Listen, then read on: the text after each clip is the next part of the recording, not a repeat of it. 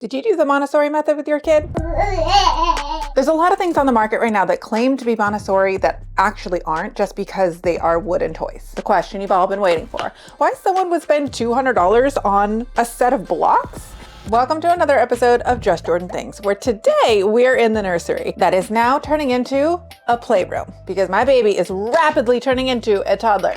We're doing a mix of the Montessori and Waldorf method with our approach to toys, and we are focusing on open concept play. If you're watching this and you're wondering how to do the Montessori for your family, or you're just morbidly curious why someone would spend $200 on a set of blocks, this is the video for you. And stay tuned to the end to see our full setup and how we are going deeper and not wider with our toys. And then you decide if they are actually worth the money, or if spending $78 on a wooden rainbow is just a gimmick. And the first thing that we need to do is set some storage up for all of our toys, because I'm really sick and tired of just putting them in the corner.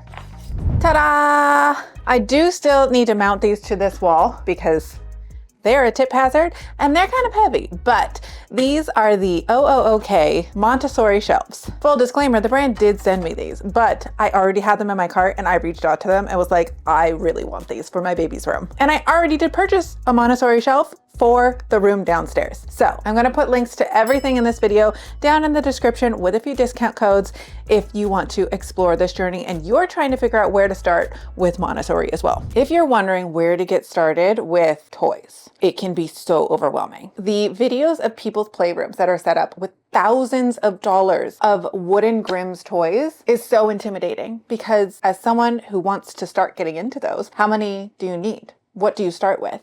I have the too much gene, so I often want to do all of it at once and have the pretty picture at the end of this entire wall of toys that my baby can play with, and everything is set up. But it's very important to remember that these toys are considered heirloom toys, which means they're not only going to last your baby from 0 to 6, 7, 8 years old, but they can also last another childhood and potentially even be passed down to the next. Now here's what we're starting with. These are all of the Grimm's toys that I purchased for the start of our transition into toddlerhood journey. I think the most quintessential thing that you'll see out there is the Grimm's rainbow. This is the large size. They also have a smaller size, and they also have a pastel version. The biggest thing about open concept play is the idea of invitation to play. You kind of have to lead your child into how they can play with these toys and start the creative juices before they really get a sense of how they can explore with these. Building over time is essential. You don't want to overwhelm them. You don't want to give them too many options or too much all at once, especially if they're young, because they can't process that much information. And really right now, the only thing your baby is gonna do with these blocks is rock them back and forth, which is exciting, don't get me wrong, but they're not going to get an immersive, creative play until they're about 2, 3, even 4. So don't worry about doing it all right from the start. You can start off with one set or even some stacking stones just to get into the play. The cool thing about this rainbow is the endless opportunities for building that you can make with it. Make creative shapes, stack things, matching colors, making houses for things, making pens. You can set them up for them in different creative ways on a shelf to have more of an invitation to play with them. Toys are meant to be rough and tumbled.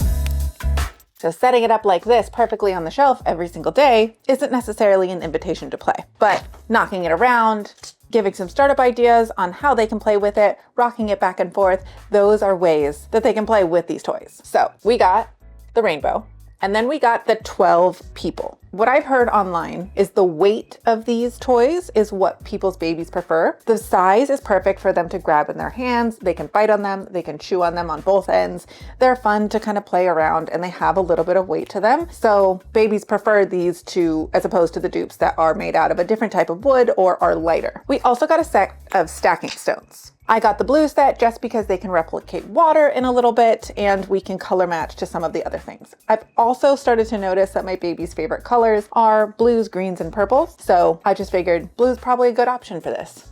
And of course, the cars. He loves things with wheels. He loves going like this. He loves cars driving on him all over. You can drive the cars up on the ramp. You can watch them fall down. They flip, they can bite them. They're super fun. So that is the 4 sets of Grimm toys that we got to start. And then we got some figurines. That is kind of the stage 2 of this open concept play. A lot of people like the plastic, I forget what brand, Schlesinger's, I'll put it up here, which I do have on our wish list. And as a kid, I had a duffel bag of dinosaur figurines that I carried around everywhere with me. So I feel like in the very near future, he's going to start building a collection of animal figurines that he checks out. We also go to the zoo a lot. And so each time we go to the zoo, maybe he can pick out a new figurine. But to start, I got these Plan Toys wooden figurines. They're not actually carved wood. They are recycled sawdust material that they inject to make these shapes. They still have a really nice weight to them, which is really cool for babies' hands to explore and feel, but they're a lot less expensive than some of the hand-carved wooden toys out there on the market. Still safe, non-toxic, they do all of the safety and quality checks, but a little more attainable, especially for a baby who's just going to put everything in his mouth. We got the dinosaur set and the farm set to start. They also have an ocean set, and I think one more set of forest animals that eventually we might get. But to start, this is good enough. And that's it. That is our array of open concept toys. We also have a few dolls and other light up toys that he still likes to play with, but we're slowly going to phase out the toys with the lights and limited engagement and give him toys that he can go deeper with and play with in a different capacity every single time. So there isn't just one way to play with a toy. That is the biggest thing to note from this whole concept. Now, did you do the Montessori method with your kid? There's a lot of things on the market right now that claim to be Montessori that actually aren't, just because they are wooden toys. The Montessori method is a specific way of raising your child that engages them in the activities and skills that they're going to be doing later on in life as their play. It's a lot of pretend play. It's a lot of teaching them things and teaching them independence from the start. A lot of Montessori toys are open-ended and don't tell the kid how to play with them, or they are the pretend play sets. Like a mini espresso machine, or if you've seen those kitchens that kids get set up so that they can make themselves snacks and have food accessible to them to prep and cut whenever they're hungry. That's the Montessori method light. Now, the Waldorf method is more focused on play versus practical skills, which is why we're doing a mix of both. Because I really want my child to have the whimsical experience in his childhood. The Montessori method is focused on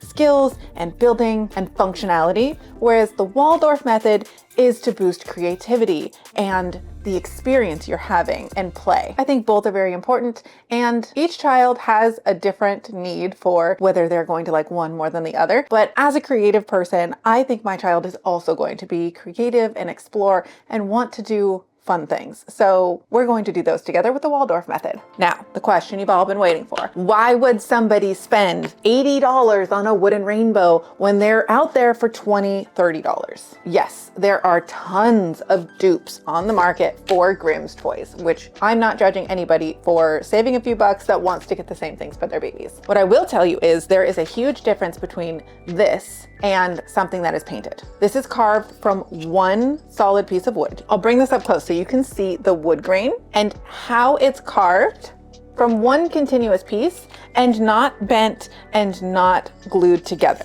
This is one piece of wood, which is good for durability and again, that heirloom quality. The other thing that you might notice is you can see the wood grain on all of these toys, which means they are stained and not painted, which means no chipping of paint is going to get in your baby's mouth. That was another huge point for me because again, all he does is suck and chew on these. It needed to be safe. And the stained wood is not going to flake off and your baby is not going to ingest it the same way a painted toy would. So be very careful when you are buying the dupes. If you have a young baby that's still eating everything and putting it in their mouth, you probably don't want the painted versions, but you do you. Okay, let's put everything on the shelf.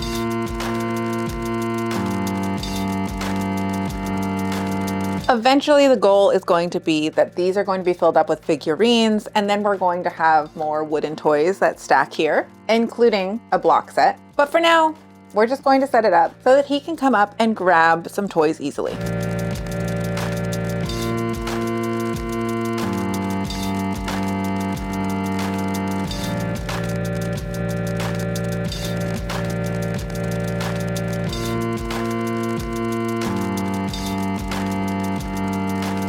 We're not at a place where he's going to be grabbing toys without us in the room with him. So we're just gonna set all of these up like this. And then as we come in and play, we can swap things around, bring the rainbow down, set things up and play. But I'll share some pictures of some playroom setups that look absolutely gorgeous for inspiration of what we're going to do in the future and what this is eventually going to turn into in 2-3 years.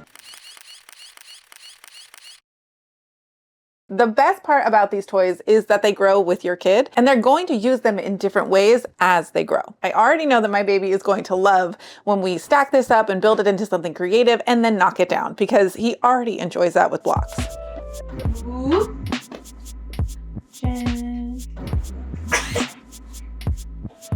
Red! Red! Look how tall he is! Look how tall my boy is! Yeah! As we grow, some of the next things that are on our list that we want to buy are the play silks. Right now, he loves playing under the sheet. We love playing peekaboo. They're just going to be a great addition to that sensory play that we already love doing. And then they can become roads and rivers and the sky. We can set up forts. But I want to hear from you. What's something you did with your kid? Was it Montessori? Was it Waldorf? Or was it something completely different? Do you have any Grimm's toys that are on your wish list? Because I know I do. I'll keep you updated on how we're growing with our toy collection as my baby grows. And if you are on this Montessori Waldorf journey with yourself and looking for open concept play toys, I hope this was a more realistic look on where you can actually start with your journey and not having to buy everything all at once, because I know it can get overwhelming. Links for everything that I showed here today are down in the bio, and thank you for OOK for sponsoring this video. I'm Jordan. I will see you on the next one.